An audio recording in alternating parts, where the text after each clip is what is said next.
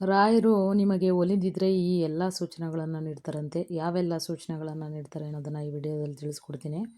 ರಾಯರ ಅನುಗ್ರಹವನ್ನು ಪಡೆದುಕೊಳ್ಳಲು, ಅವರ ಆಶೀರ್ವಾದವನ್ನು ಪಡೆದುಕೊಳ್ಳಲು ರಾಯರ ಭಕ್ತರು ಪೂಜೆ, ವ್ರತ, ಮಂತ್ರಗಳ ಪಠಣೆ ಇತ್ಯಾದಿಗಳನ್ನು ಮಾಡ್ತಿರ್ತಾರಲ್ವ.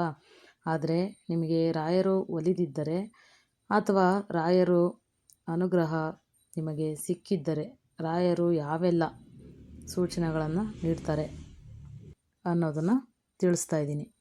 ಅನೇಕರು ರಾಘವೇಂದ್ರ ಸ್ವಾಮಿಯ ಭಕ್ತರು ಇದ್ದಾರೆ. ರಾಘವೇಂದ್ರ ಸ್ವಾಮಿಗಳ ಸೇವೆಯನ್ನು ಕೂಡ, ಪೂಜೆಯನ್ನು ಅಥವಾ ಮಂತ್ರಗಳನ್ನು ಕೂಡ ಪಠಿಸುವುದಕ್ಕೆ ಗುರುವಾರದ ದಿನವು ಅತ್ಯಂತ ದಿನವೆಂದು ನಾವು ಹೇಳ್ಬೋದಾಗುತ್ತೆ. ರಾಯರ ಅನುಗ್ರಹಕ್ಕಾಗಿ ಅವರ ಭಕ್ತರು ವ್ರತ ಪೂಜೆಯನ್ನು ಮಾಡುತ್ತಲೇ ಇರ್ತಾರೆ. ರಾಯರ ಅನುಗ್ರಹ ದೊರೆತಿದೆಯಾ ಅಥವಾ ಇಲ್ಲವಾ ಎಂಬುದನ್ನು ನೋಡೋಣ. ರಾಯರ ಅನುಗ್ರಹ ನಿಮಗೆ ದೊರೆತಿದ್ದರೆ ಅಥವಾ ರಾಯರು ನಿಮ್ಮ ಪೂಜೆ ಪುರಸ್ಕಾರಗಳಿಂದ, ಮಂತ್ರಗಳ ಪಠಣೆಯಿಂದ ಒಲಿದಿದ್ದರೆ ಯಾವೆಲ್ಲ ಸೂಚನೆಗಳು ನಿಮ್ಮ ಜೀವನದಲ್ಲಿ ಇರುತ್ತೆ ಎಂಬುದನ್ನು ಇಲ್ಲಿ ನೋಡೋಣ. ಮನಸ್ಸಿನಲ್ಲಿ ಧನಾತ್ಮಕ ಬದಲಾವಣೆ, ಮಾನಸಿಕ ನೆಮ್ಮದಿ ಸಿಗುವುದು, ಮಾಡುವ ಎಲ್ಲ ಕೆಲಸವನ್ನು ಸಂತೋಷದಿಂದ ಮಾಡಲು ನಾವು ಬಯಸ್ತೇವೆ. ನಿಮ್ಮಲ್ಲಿ ತಾಳ್ಮೆ ಎಂಬುದು ಹೆಚ್ಚಾಗತೊಡಗುತ್ತೆ. ಕುಟುಂಬದವರೊಂದಿಗೆ ಹೆಚ್ಚು ಸಮಯವನ್ನು ಕಳೆಯಲು ಪ್ರಾರಂಭಿಸುತ್ತೇವೆ. ನಂತರ ಸಂಕಲ್ಪಗಳು ಈಡೇರುವುದು. ರಾಯರ ಅನುಗ್ರಹವನ್ನು ಪಡೆದುಕೊಳ್ಳುವುದಕ್ಕಾಗಿ ಮಾತ್ರವಲ್ಲ, ಹೆಚ್ಚಿನವರು ತಮ್ಮ ಜೀವನದ ಅದೆಷ್ಟೋ ಸಮಸ್ಯೆಗಳಿಂದ ಮುಕ್ತರಾಗುವುದಕ್ಕಾಗಿ ಕೂಡ ಯಾವುದೋ ಒಂದು ಸಂಕಲ್ಪವನ್ನಿಟ್ಟುಕೊಂಡು ವ್ರತ, ಪೂಜೆ, ಮಂತ್ರವನ್ನು ಪಠಿಸ್ತಾ ಇರ್ತಾರೆ. ಹಣದ ಸಮಸ್ಯೆಗಳನ್ನು ಪರಿಹರಿಸುವಂತೆ, ಉದ್ಯೋಗದಲ್ಲಿನ ಸಮಸ್ಯೆಗಳನ್ನು, ಶೈಕ್ಷಣಿಕ ರಂಗದಲ್ಲಿನ ಸಮಸ್ಯೆಗಳನ್ನು ಪರಿಹರಿಸುವಂತೆ ಹಾಗೂ ಇನ್ನಿತರ ಸಮಸ್ಯೆಗಳಿಂದ ಪರಿಹಾರವನ್ನು ನೀಡೆಂದು ರಾಯರ ಬಳಿ ಕೋರಿಕೆಯನ್ನಿಟ್ಟುಕೊಂಡು ಪೂಜೆ, ವ್ರತವನ್ನು ಮಾಡ್ತಿರ್ತಾರೆ. ಈ ಸಂಕಲ್ಪಗಳು ಈಡೇರಬಹುದು. ಇದು ರಾಯರ ಅನುಗ್ರಹ ನಿಮ್ಮ ಮೇಲೆ ಇದೆ ಎನ್ನುವುದಕ್ಕೆ ಉತ್ತಮ ಉದಾಹರಣೆಯಾಗಿದೆ. ಇಂತಹ ಅನೇಕ ಉದಾಹರಣೆಗಳನ್ನು ನಾವು ಸಾಕಷ್ಟು ಜನರಿಂದ ಪಡೆದುಕೊಳ್ಳಬಹುದು. ಈ ರೀತಿಯಾದ ಕನಸುಗಳು ಬೀಳುವುದು ಅಂದರೆ ಇನ್ನು ರಾಯರು ನಿಮಗೆ ನೀಡುವ ಮೂರನೇ ಸೂಚನೆ ಎಂದರೆ ಅದುವೇ ಅವರು ನಿಮ್ಮ ಕನಸಿನಲ್ಲಿ ಕಾಣಿಸಿಕೊಳ್ಳುವುದಾಗಿದೆ. ನೀವು ರಾಯರ ಸೇವೆಯನ್ನು ಮಾಡ್ತಿದ್ರೆ, ರಾಯರನ್ನು ನೆನೆದು ಯಾವುದೇ ವ್ರತವನ್ನು ಮಾಡ್ತಿದ್ರೆ ಅಂತಹ ಸಮಯದಲ್ಲಿ ರಾಯರು ಕಾವಿ ಬಟ್ಟೆಯನ್ನು ತೊಟ್ಟು ಸನ್ಯಾಸಿಯ ರೂಪದಲ್ಲಿ ನಿಮ್ಮ ಕನಸಿನಲ್ಲಿ ಕಾಣಿಸ್ಕೊಳ್ತಾರೆ.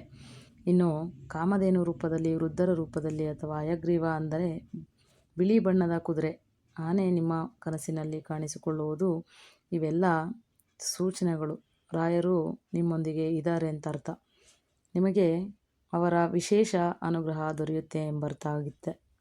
ಹೂವಿನ ಪ್ರಸಾದವನ್ನು ನೀಡೋದು.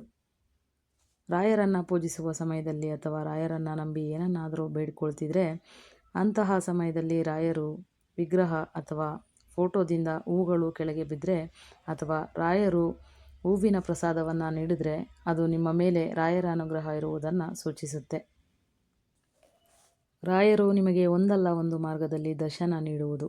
ಇನ್ನು ರಾಯರು ನಿಮ್ಮೊಂದಿಗಿದ್ದಾರೆ ಎಂದು ಹೇಳುವ 5ನೇ ಸೂಚನೆ ಎಂದರೆ ನೀವು ಯಾವುದಾದರೂ ಊರಿಗೆ ಅಥವಾ ಇನ್ಯಾವುದೋ ಸ್ಥಳಕ್ಕೆ ಹೋದಾಗ ರಾಯರ ದೇವಸ್ಥಾನಗಳ, ಮಠಗಳ ಅಥವಾ ರಾಯರ ವಿಗ್ರಹ ಅಥವಾ ಫೋಟೋಗಳ ದರ್ಶನವಾಗುತ್ತೆ.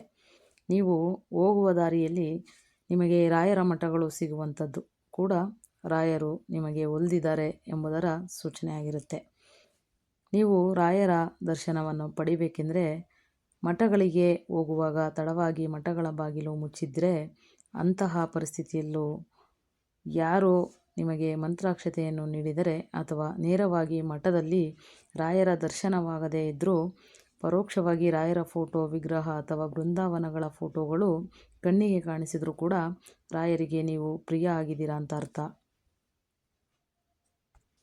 ಸ್ನೇಹಿತರೆ, ನೋಡಿದ್ರಲ್ಲ, ರಾಯರು ನಿಮಗೆ ಒಲಿದಿದ್ರೆ ಯಾವೆಲ್ಲ ಸೂಚನೆ ಕೊಡುತ್ತೆ ಎಂಬುದರ ಬಗ್ಗೆ ನಾನು ಈ ವಿಡಿಯೋದಲ್ಲಿ ತಿಳಿಸ್ಕೊಟ್ಟಿದ್ದೀನಿ. ಇಷ್ಟ ಆದರೆ ಲೈಕ್ ಮಾಡಿ, ಶೇರ್ ಮಾಡಿ, ಕಮೆಂಟ್ ಮಾಡಿ, ಸಬ್ಸ್ಕ್ರೈಬ್ ಮಾಡೋದನ್ನು ಮರಿಬೇಡಿ ಅಂತ ಹೇಳ್ತಾ ಇವತ್ತಿನ ವಿಡಿಯೋನ ಎಂಡ್ ಮಾಡ್ತಾಯಿದ್ದೀನಿ. ನಮಸ್ತೆ.